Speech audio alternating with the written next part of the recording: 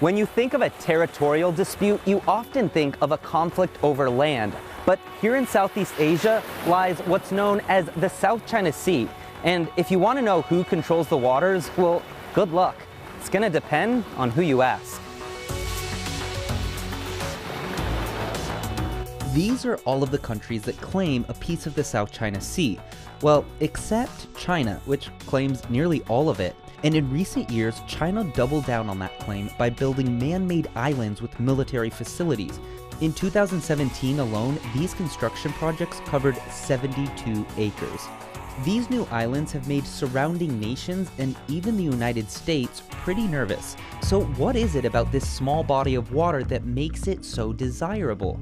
For one, it's a massive shipping passage with $5.3 trillion worth of trade cruising through its waters every year. That's nearly 1/3 of all global maritime trade. Second is, well, what's below the surface? Lots and lots of oil and natural gas. How much exactly?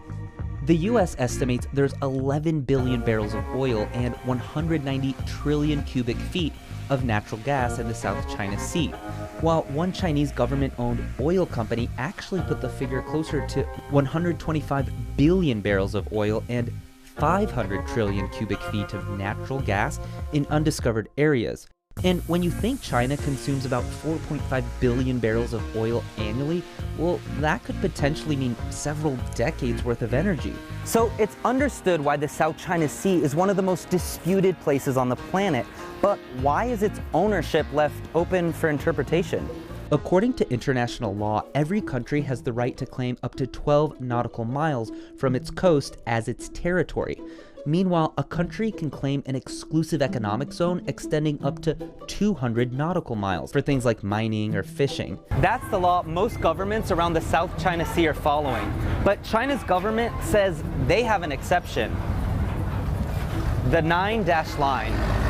The 9-dash line, originally the 11-dash line, first appeared on a Chinese map about 70 years ago. Now, Beijing argues this serves as historical evidence that it has a claim to up to 90% of the contested waters. The line is less than 200 miles away from some coastal areas of Malaysia, the Philippines, and Vietnam, yet it reaches as far as 1,200 miles from the south of mainland China. So that's why in 2016, an international tribunal voted against China, saying it has no legal basis for its claims. Most of the region welcomed the news, but the Chinese government pretty much pretended the ruling never happened, building more artificial islands and bases since. American allies in the area might hope that the US will get involved, but Chinese officials recently gave the Trump administration a warning. The more ships the US brings to the contested waters, the more China will step up its presence.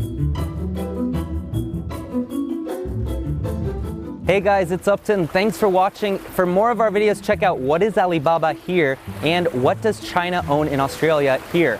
We're also taking suggestions for future CNBC Explains, so leave your comments in the section below. And while you're at it, subscribe to our channel.